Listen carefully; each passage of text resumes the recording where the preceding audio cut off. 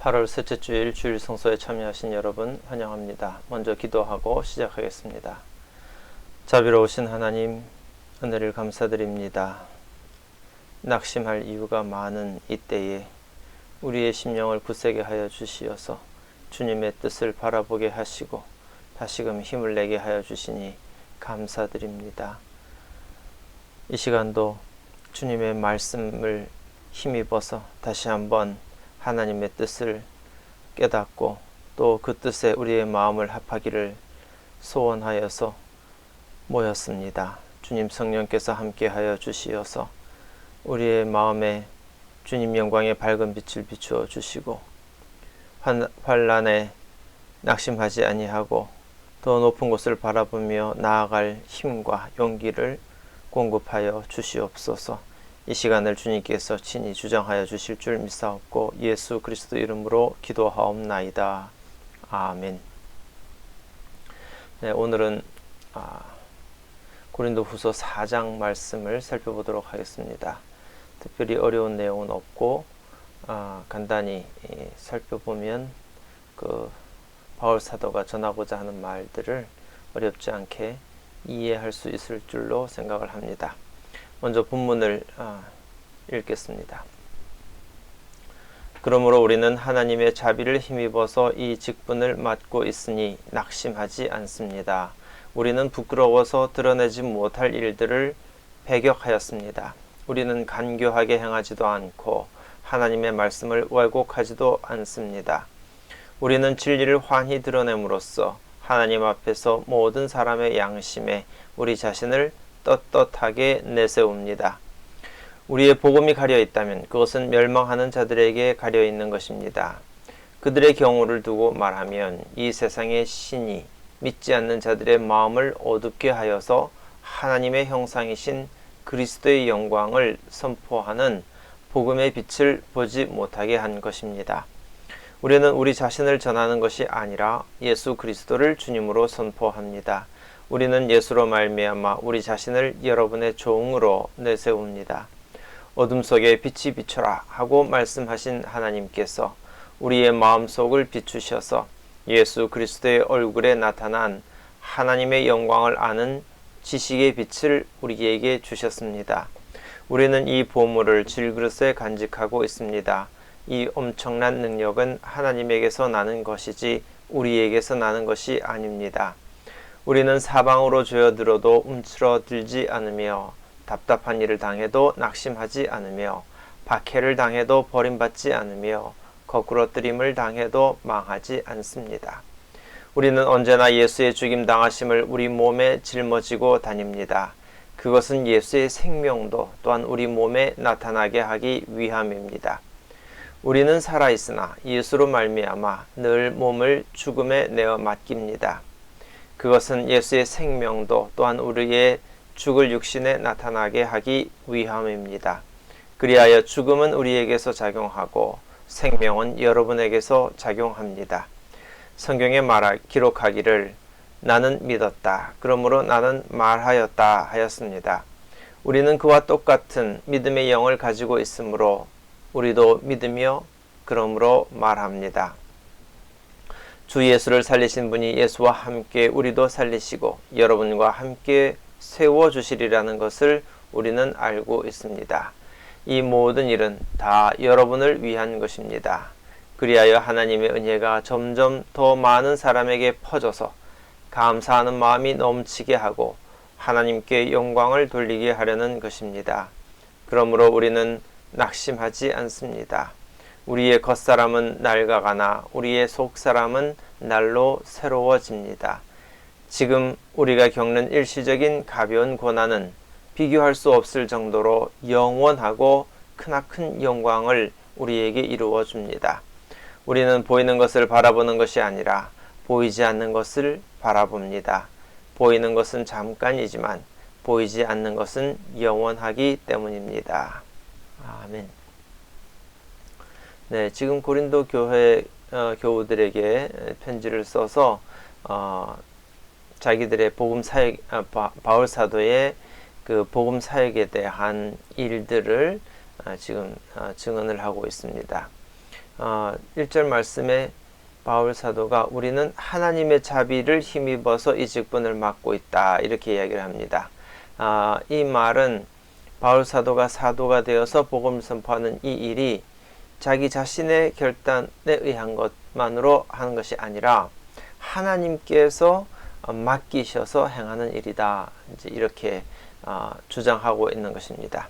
이 직분이라고 하는 말은 여기서는 그 섬기는 일이라는 단어입니다. 그래서 섬긴다고 하는 것은 하나님을 위하여 복음을 전하는 그 섬김의 사역, 복음 전도자의 직분, 이것을 의미하는 것이라고 말할 수 있겠습니다.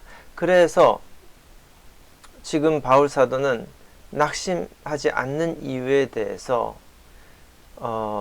제일 먼저 그 이유를 설명하고 있습니다. 자기가 맡은 이 일이 때로는 자기에게 고난을 가져오기도 하지만은 이것은 하나님께서 맡기신 일이기 때문에 내가 행하는 모든 일들은 나의 유익을 위한 것이 아니라 하나님의 종으로서 맡은 일이기 때문에 그래서 그 과정에 따르는 어떤 어려움들에 대해서 결코 내가 낙심하지 않는다. 이렇게 이야기를 하는 겁니다. 오늘 우리 주일 설교 말씀에서도 요셉이 그 고난 가운데에서 낙심하지 않았던 이유에 대해서 한번 살펴보았는데요. 자기 안에 있는 하나님의 어떤 섭리, 계획 이런 것들을 요셉이 발견하고 찾았기 때문에 그것을 꿈꾸는 과정에서 그 낙심하지 않고 모든 고난을 다 이겨내었다. 이렇게 우리가 살펴보았었습니다. 남들이 나에게 뜻이 있겠지 이렇게 말하는 것은 위로가 안 될지 모르겠지만 자기 스스로 자기 안에서 하나님의 뜻을 찾아낼 수만 있다면 어떠한 상황에서도 낙심하지 않을 수 있는 큰 힘이 된다고 하는 것을 오늘 이 바울 사도를 통해서도 다시 한번 발견하게 됩니다. 2절 말씀을 보죠. 우리는 부끄러워서 드러내지 못할 일들을 배격하였습니다. 이 부끄러운 일, 그래서 감추어진 일들이 무엇인지에 대해서는 바울 사도가 언급하지 않습니다. 하지만 이것은 바울 사도와 대적해서 바울 사도에 대해서 험담을 하거나 또 사사로이 잘못된 복음을 전하는 그런 일들, 그래서 밝히 드러낼 수 없는 그런 일들에 대해서 바울 사도는 배격한다. 이런 의미가 되겠습니다. 또 바울 사도는 사람의 그 영리함으로써 행하지도 않고 또 하나님의 말씀을 왜곡하지도 않는다. 이렇게 주장합니다. 여기서 말씀을 왜곡한다 하는 것은 개역 성경에 보면은 말씀을 혼잡하게 한다 이렇게 되어 있는데요. 무언가를 섞는다는 것이죠. 그러니까 예를 들자면 포도주가 순수한 포도주가 되어야 될 건데 거기에다가 뭔가를 섞어서 혼잡한 것으로 만드는 것, 그것과 같은 비유가 되겠습니다. 그래서 그러면 어떤 경우에 하나님의 말씀이 왜곡되느냐 하면은 진실한 복음 전도자가 아닌 사람들이 자기의 생각과 자기의 뜻을 하나님의 말씀이라고 같이 섞어 넣었을 때에 그때에 하나님의 말씀이 혼잡하게 되어지는 것을 의미합니다. 그러나 바울은 그런 일을 하지 않고 하나님의 진리를 환히 드러냅니다. 감출 것이 없기 때문에 환히 드러낸다 하는 것입니다. 그래서 앞부분에 있는 말과 드러내지 못한다는 말과 반대로 드러낸다 하는 것을 대비시키고 있고요. 또 그 모든 사람 앞에서 자신을 떳떳하게 내세웁니다. 이렇게. 역시 이제 이것도 역시 그 감추는 것 대신에 자기를 일으켜 세워서 다른 사람들 앞에 드러낸다 하는 의미를 갖고 있습니다. 그래서 거짓 복음 전도자들과 완전히 반대되는 자신의 모습에 대해서 증언을 하고 있습니다. 이렇게 복음을 전하는데 어떤 사람들은 바울 사도의 복음을 바로 이해하지 않고 오해하거나 또 그 말씀을 깨닫지 못하는 사람들이 있었습니다. 그것에 대해서 복음이 가려져 있다라고 표현을 하는데, 그것은 왜 가려져 있냐면은 그 하나님께서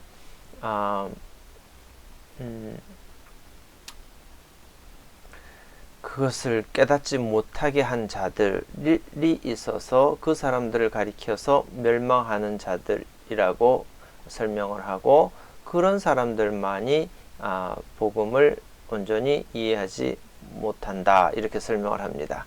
그런데 이 문제에 대해서는 또 다른 생각이 있습니다.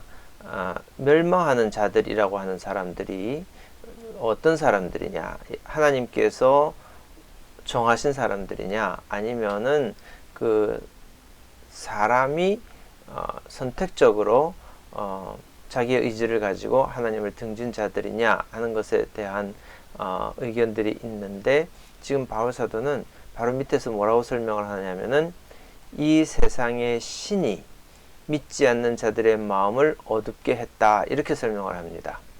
그렇다면 이 세상의 신이 뭘까 하는 것을 이제 고민을 해봐야 되는데, 하나님 외에 다른 신이 어디에 있냐, 우리가 이렇게 말할 수 있겠죠. 그래서 바울 사도가 지금 이 세상의 신이라고 말하는 것은 참신, 우리 하나님이 아니라 거짓된 신을 이야기하는 거고, 세상 사람들이, 하나님을 믿지 않는 사람들이 신으로 섬기는 것을 이야기합니다. 그래서 직설적으로는 이 세상의 신은 사탄을 가리키는 말이다, 사람들은 이렇게 생각하고요. 구약적인 사고를 통해서 보면은 하나님 아닌 다른 것, 생명 없는 것, 손으로 만든 것, 즉 우상을 가리키는 말이기도 하겠습니다. 그래서 그런 사람들은 이 사탄이 그 마음을 가려버렸기 때문에 하나님의 빛을 보지 못한다 이렇게 이제 설명을 하는 것이죠. 이때 이 세상의 신이라고 하는 신이라는 단어 자체는 헬라어로서는 다른 말이 없기 때문에 데오스, 즉 하나님을 가리키는 말과 같은 단어를 쓰고 있지만은 전혀 다른 차원이 되겠고요. 이 세상이라고 하는 것은 또 다른 표현으로는 이 시대라고도 번역할 수 있습니다. 그래서 지금 이 시대는 악이 관영한 시대가 되겠고요. 그래서 하나님께서 마지막 때가 되셔서 오시게 되는 그때는 영원의 세상이 될 것이고, 이 시대는 가고 하나님의 시대가 오게 될 것이다 하는 그런 소망들을 초대 교우들이 갖고 있었기 때문에 그것과 대비되는 표현이다 이렇게 볼 수 있겠습니다. 그 다음에 예수님에 대한 정의를 내리고 있는데, 하나님의 형상이신 그리스도다 이렇게 이야기를 합니다. 그래서 그리스도는 하나님을 우리가 볼 수 있게 하는 그런 존재가 되신다, 이런 의미가 되겠고요. 개역성경도 역시 그리스도는 하나님의 형상이라 하고 번역을 하고 있습니다. 그래서 우리는 예수님을 보면은 하나님을 보는 것과 같습니다. 그래서 예수님께서 우리를 위해서 십자가에 달리실 때에 우리는 그 안에서 하나님의 사랑을 확인하게 되는 거고요. 또 예수님께서 살리심을 받아서 부활하실 때에 우리는 또 우리를 살려주시는 그런 하나님의 모습을 보게 되는 것입니다. 그러나 이제 하나님을 믿지 않는 사람들, 눈이 가려운 사람들, 마음이 어두운 사람들은 이 복음의 빛을 보지 못하게 됩니다. 바울 사도는 자기가 전하는 것은 자기 자신을 전하는 것, 즉 자기의 뜻을 전하는 것이 아니라 예수 그리스도를 주님으로 선포한다 하였습니다. 이 말은 사실은 굉장히 중요한 말인데요. 예수 그리스도는 주님이시다. 라는 이 명제는 초대교회의 어떤 신앙의 고백입니다. 그래서 예배를 드릴 때마다 예수 그리스도는 우리의 주님이시다, 퀴리오스다, 이렇게 사람들이 입술로 고백을 했고요.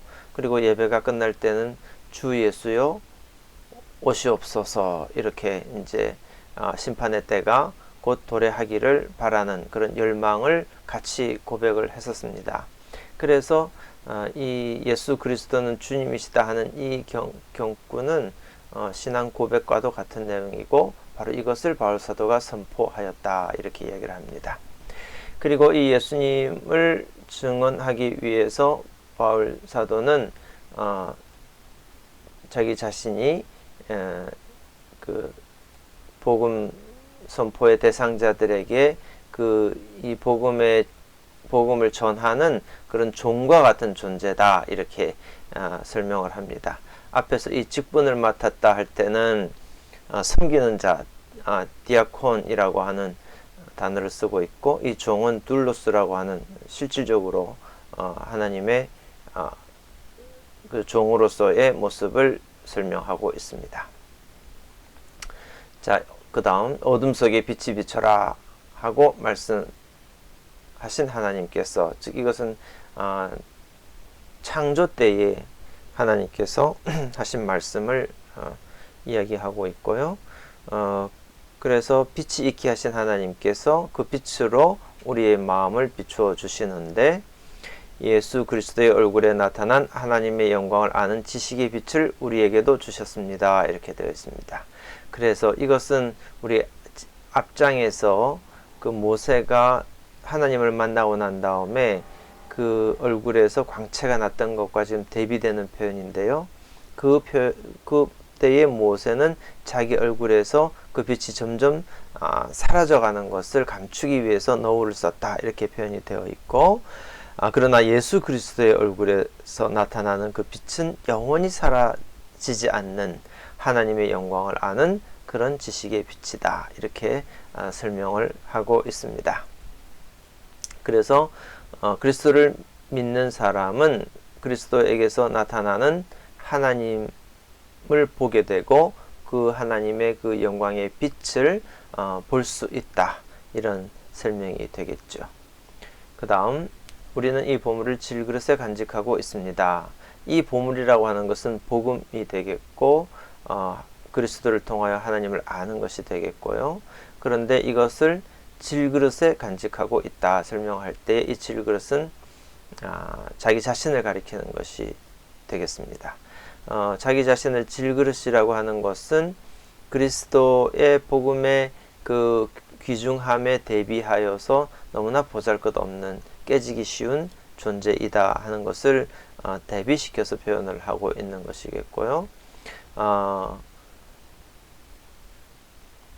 여기서 또 한 번 더 강조하는 것은, 인간으로서의 그 바울의 존재는 연약하지만은, 그러나 그리스도의 복음을 전파하는 위대한 사역을 행할 수 있게 되는 일, 이 능력, 이 엄청난 능력은 그래서 자기의 힘으로 하는 것이 아니라 하나님께서 가능하게 해주셨기 때문에 이 일을 하는 것이다 하고, 다시 한번 바울 사도의 직분이 자기 자신에게서 비롯된 것이 아니라 하나님께서 맡기신 일이다 하는 것을 한 번 더 강조하고 있습니다. 그리고 자기가 행하는 그 복음 전도의 모든 일들이 참으로 소중한 일이고 자기의 존재 가치를 드높이는 일이다 하는 것을 한 번 더 생각하면서, 바울 사도가 어떻게 생각하면 지난날 겪었던 그 어려운 시절들을 돌이키면서 어떤 힘으로 견뎌냈을까 하는 것에 대한 문제에 스스로 답을 찾고 있는 장면이기도 하겠습니다. 그래서 바울 사도는 이어서 이야기하기를, 이 일을 행할 때에 사방으로 조여들어도 움츠러들지 않았다. 사방에서, 모든 방향에서부터입니다. 모든 방향에서부터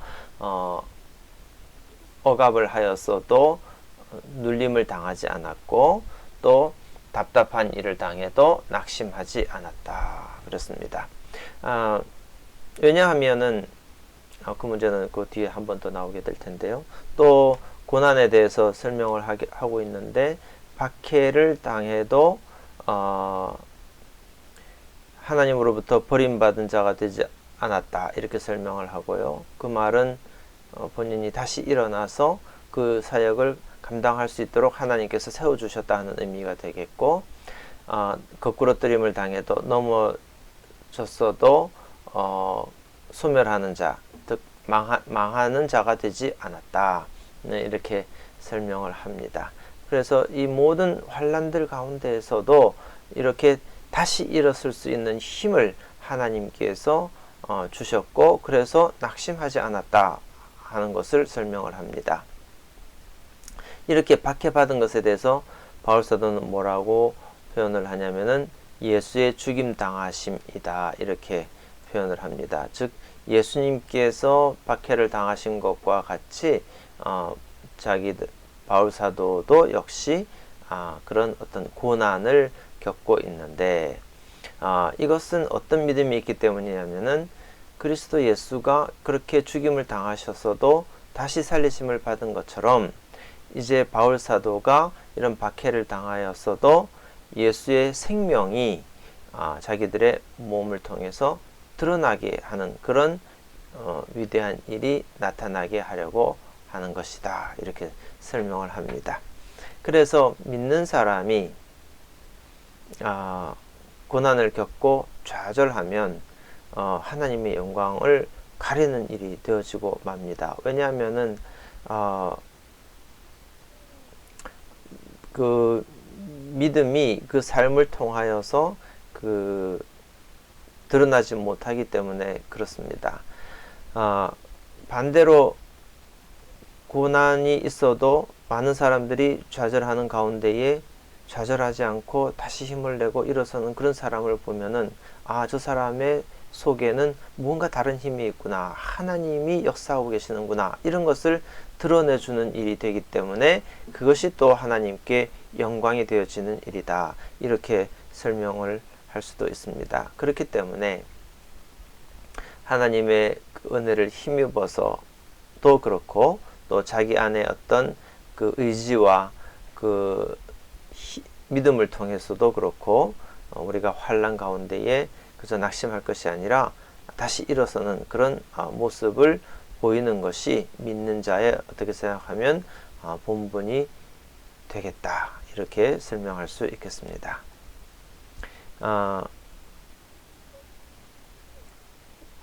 우리가 지금 살아가면서 예수님 때문에 그 몸을 죽음에 내어 맡긴다라고 하였는데, 고난 가운데에 두려움 없이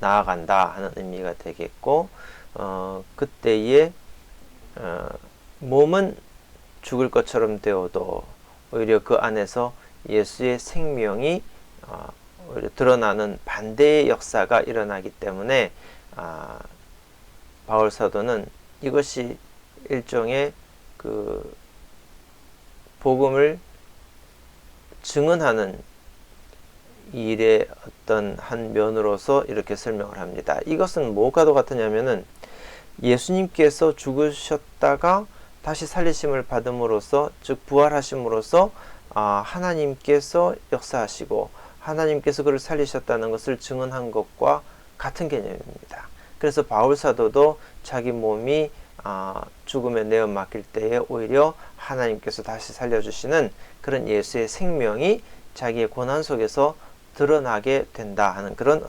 생각을 가지고 있었습니다. 그래서 우리의 몸은 고단하지만은, 그래서 죽음은 우리에게서 작용을 하지만은 반대로 그리스도의 살리시는 생명은 그것을 목격하는 사람들에게 작용을 해서 예수님이 과연 우리의 주님이 되시는구나, 또 하나님께서 그 고난받는 사람들을 다시 살려주시는구나 하는 그런 믿음이 생겨나기 때문에, 그래서 생명은 여러분에게서 작용한다 이렇게 설명을 하는 것입니다. 그 다음 나는 믿었다, 그러므로 나는 말하였다 하였습니다. 이것은 시편 116편에 있는 말씀인데요. 시편 116편은 본래는 시편 116편 10절의 말씀에 개역성경은 이렇게 번역하고 있습니다. 내가 믿는 고로 말하리라. 내가 큰 곤란을 당하였도다. 이렇게 되어 있습니다. 그런데 우리 새번역은 이것을 번역하기를 10절 말씀에 내 인생이 왜 이렇게 고통스러우냐 하고 생각할 때에도 나의 믿음은 흔들리지 않았습니다. 이렇게 완전히 다르게 의역을 해서 번역을 했습니다. 근데 이 시편 116편의 말씀의 내용이 무엇이냐면은 이 시편 기자가 여러 가지 환란이 있었을 때에 하나님께서 살려주시기 때문에 그 믿음을 가지고 내가 하나님을 붙잡겠다 하는 그런 노래가 됩니다. 그래서 내가 그런 믿음을 가지고 있었기 때문에 하나님께서 살려주신다 하는 믿음을 가지고 있었기 때문에 내가 그 믿음을 고백하였다. 이렇게 설명할 수 있습니다. 그런데 이 내용을 자세히 보면은 10절 말씀이 이제 절이 나누어져 있기를 이렇게 되어 있어서 그런데 내가 개역성경을 보게 되면 개역성경이 지겹게 되어 있는데요. 내가 믿는 고로 말하리라 하고 여기서 끊고 내가 큰 곤란을 당하였는데 그때에 내가 경급 중에 이르기를 사람들은 다 거짓말장이라. 그러나 하나님은 진실하신 분이라 내가 큰 곤란을 당할 그때에 하나님은 나를 살려주시더라. 이런 의미로 또 해석할 수 있습니다. 그래서 다시 한번 설명하면 내가 믿는 고로 말하리라 하는 이 말씀은 하나님께서 우리를 고난에서부터 구원해 주실 것이다 하는 사실에 대해서 내가 믿고 그렇게 고백한다 하는 시편 기자의 말씀이라고 생각하면 됩니다. 그래서 그와 같은 똑같은 믿음을 우리가 갖고 있기 때문에 그래서 바울 사도도 똑같은 말씀을 그렇게 고백한다. 하나님께서 우리를 살려주실 것이다. 또 우리의 죽음을 통해서 생명이 다른 교우들에게 성도들에게 믿지 않는 사람들에게 작용하게 될 것이다. 이렇게 이야기하는 것입니다. 이 내용이 반복되고 있는데요. 주 예수를 살리신 분이 예수와 함께 우리도 살려주시고 또 여러분과 함께 세워주시리라 하는 것을 믿고 있기 때문에 바울 사도는 죽음에 이르는 어떤 고난이 닥쳐온다 할지라도 낙심하지 않는다. 또 남이 넘어뜨려도 넘어져 쓰러져 있지 않는다. 다시 일어선다. 이렇게 이야기를 합니다. 이 모든 일은 다 여러분을 위한 것입니다. 즉 여러분의 종이 되었습니다. 라고 바울 사도가 고백했던 것과 같습니다. 그래서 바울 사도가 이 하나님의 복음을 세상 사람들에게 더 널리 전해서 더 많은 사람들에게 퍼지고 그리고 사람들은 그 복음을 받아서 감사하는 마음이 넘치게 되고 그렇게 해서 그 결과로 하나님께 영광이 돌려지는 그런 일들이 쭉 일어나면 좋겠다 하는 그런 열망을 바울 사도가 지금 표현하고 있습니다. 이 귀중한 직분이 바울 사도에게 맡겨져 있기 때문에 그래서 바울 사도는 우리는 낙심하지 않습니다 하고 이제 다시 한번 마음을 다잡습니다. 그리고 우리의 겉사람은 낡아가나 우리의 속사람은 날로 새로워집니다. 겉사람, 속사람이 따로 있는 것은 아닌데요. 겉사람은 육신의 모습을 설명하는 것이 되겠고 속사람은 어떤 영적인 본질 이런 것들을 의미한다고 볼 수 있는데 그 속사람 나의 영은 그 복음을 통해서 날마다 새로워진다 이렇게 고백을 하고 있고 그 다음 지금 바울 사도가 겪는 고난은 바울 사도가 일시적이고 일시적이고 또 가벼운 것이다. 이렇게 설명을 하고 있고요. 반대로 이 고난을 이기고 나면은 하나님께서 영원한 영광을 주시고요. 또 큰 영광을 주십니다. 여기서 크다고 하는 것은 본래 말은 개역성경에서 영광의 중한 것, 그러니까 무거운 것이라는 뜻인데 지금 17절 앞에서 가벼운 고난이라고 하는 것과 반대되는 개념으로 무거운 영광이고 일시적인 것에 반대되는 영원한 영광을 하나님께서 주신다. 이렇게 이야기를 합니다. 이런 소망이 있기 때문에 바울 사도는 또 다시 한번 우리는 낙심하지 않겠다 하는 것으로 자기의 마음을 다잡습니다. 그리고 그 주실 상급은 지금 당장은 보이는 것이 아니죠. 그래서 지금 우리가 보이는 것을 바라보는 것이 아니라 보이지 않는 것을 바라봅니다. 마치 요셉이 꿈꾼 것이 당장에 현실화되어지지 않지만 그러나 보이지 않는 그때에 이루어질 것을 바라보면서 현실을 견뎌왔던 것과도 같은 개념이라고 할 수 있겠습니다. 그리고 보이는 것과 보이지 않는 것의 본질에 대해서 보이는 것은 일시적인 것, 잠깐인 것이고 하나님이 이루어 주시는 것은 보이지 않는 것은 영원한 것이다. 이렇게 대비를 합니다. 이렇게 해서 바울 사도는 어떻게 생각하면은 자신이 지난날 겪었던 그런 고난의 문제에 대해서 교우들에게 편지를 쓰면서 스스로 낙심하지 않으려고 자기 자신을 다잡고 있는 것이다. 이렇게 볼 수 있겠고 또 한편으로는 이 소중한 직분을 생각하면서 이것이 자신의 의지가 아니라 하나님의 뜻대로 되어진 것이기 때문에 이것을 바울 사도도 인정하고 있고 고린도 교회 교우들도 인정해주면 좋겠다 하는 그런 뜻을 이 편지에 담고 있다. 이렇게 볼 수 있겠습니다. 자, 그러면 문제를 통해서 한 번 더 살펴보도록 하겠습니다. 뭐 이렇게 빈칸들은 한번 채워보시면 되겠고요. 또 밑줄 쳐져 있는 것은 제가 설명을 다 드린 내용들인데 좀 유심히 살펴볼 필요가 있는 구절들에 대해서 밑줄이 쳐져 있습니다. 문제를 한번 보죠. 바울이 낙심하지 않는 이유는 무엇입니까? 1절, 7절, 14절을 보자고 그랬는데요. 제일 첫 절부터 자기가 맡고 있는 이 직분이 하나님의 자비를 힘입어서 하나님의 긍휼하심, 은혜를 힘입어서 얻은 직분이기 때문에 그래서 낙심하지 않는다. 하나님께서 맡겨주신 소중한 일이기 때문에 이 일을 감당하면서 낙심하지 않는다. 이렇게 이야기를 했고요. 그 다음에 이 질그릇과 같은 보잘것없는 존재인 자기 자신에게 하나님께서 참으로 복음의 귀중한 보물을 담게 해주셨기 때문에 이 일로 인해서 본인이 낙심하지 않고 또 그 힘을 낸다. 이렇게 설명을 하고 있고 또 이 일이 다시 한번 반복하기를 하나님에게서 난 것이지 자기 자신에게 난 것이 아니기 때문에 낙심하지 않는다. 이렇게 설명을 합니다.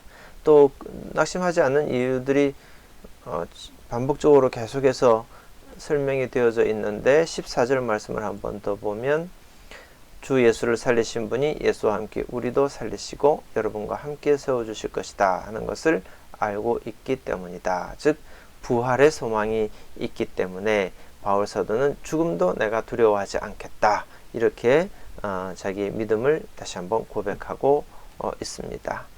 부활신앙의 어떤 소중한 모습을 우리가 볼 수 있겠습니다. 그 다음 바울이 전하는 복음의 핵심은 무엇입니까? 질문인데요. 복음의 핵심은 예수님이죠. 예수님을 믿는 사람은 하나님으로부터 구원하심을 받고 예수님을 다시 살리신 것처럼 그도 다시 살게 되리라. 영원히 살리라. 이런 말씀인데 이것을 한 문장의 경구로 되어져 있는 것이 바로 5절에 보면은 우리는 우리 자신을 전하는 것이 아니라 예수 그리스도를 주님으로 선포합니다. 그래서 예수 그리스도는 주님이시다. 이 말씀을 그 바울 사도가 전한다 이렇게 말할 수 있습니다. 그래서 복음의 핵심은 예수 그리스도가 주님이시다, 하나님이시다 하는 것을 선포하는 것입니다. 세 번째 문제는 고난을 이기면 그러면 우리가 무엇을 얻겠습니까? 하는 문제에 대해서 17절 말씀에 나와 있는데요. 현재 겪는 고난은 일시적이고 가벼운 것이지만은 우리가 나중에 받을 것은 참으로 영원하고 크고 무거운 것인데 그것은 바로 하나님께서 주시는 영광이다. 그 영광은 부활의 영광이 되겠고 또 구원의 영광이 되겠습니다. 그래서 이기는 자는 이 요한계시록 말씀에 보면은 이기는 자는 하나님께서 흰 옷을 입혀주시고 그래서 하나님 나라로 영접해 주신다. 즉 구원을 얻는다 하는 말씀을 기록하고 있는데 그것과도 같은 맥락이라고 볼 수 있겠습니다. 마지막 문제를 한번 보지요. 4번 문제에 어려움이 닥칠 때, 고난이 닥칠 때 여러분은 어떻게 극복합니까? 각자가 다 이제 고난을 이겨내는 방법들이 있으실 텐데요. 제일 안 좋은 방법은 자기의 어떤 감정을 무시하거나 억압하거나 회피하려고 하는 것이 될 것입니다. 아무리 그리스도인이라고 할지라도 힘든 건 힘든 거지요. 때로는 눈물도 나고 때로는 원망도 되고 또 때로는 화가 나기도 할 겁니다. 왜 나한테 이런 어려움을 주시는가? 또 참 납득하기 어려울 때도 얼마든지 있을 겁니다. 그때에 우리가 솔직하게 자기의 감정을 하나님께 드러내고 또 하나님의 음성 들려주시기를 구하고 그렇게 해서 음성을 듣고 할 때에 힘이 나는 것이지 그리스도인이라고 해서 감정이 없는 사람도 아니고 또 신도 아닌데 마치 고난이 아무것도 아닌 것인 양 이렇게 하는 것은 실은 건강하지 못한 모습이라고 볼 수 있습니다. 그래서 실질적으로 많은 분들은 예전에 우리 부모님들은 힘들면 새벽 제단을 쌓으면서 가서 울면서 또 통곡하면서 그렇게 기도를 이어나간 그런 분들도 계셨고요. 또 꾸준히 성경 말씀을 읽으면서 또 말씀을 통해서 참 이성적으로 지성적으로 또 자기를 돌아보고 또 힘을 얻으려고 하는 그런 분들도 있었고 또 우리의 신앙생활 가운데에는 자기 혼자 힘으로는 버겁기 때문에 다른 교우들이 또 같이 마음을 모아서 중보 기도를 해줄 때에 또 용기를 얻고 힘을 얻고 하는 그런 모습들을 우리는 보아왔습니다. 그것이 다 어떤 적극적인 고난을 이겨내려고 하는 어떤 믿음의 결단들이 되어줄 수 있겠고요.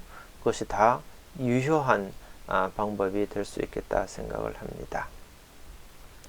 그래서 각자가 자기 나름대로의 하나님과 교제하고 또 힘을 얻는 방법들이 있을 텐데요. 어떤 방법이든지 현실에 지지 말고 다 이겨낼 수 있는 그런 믿음 생활을 하시면 참 좋겠다 이렇게 생각을 합니다.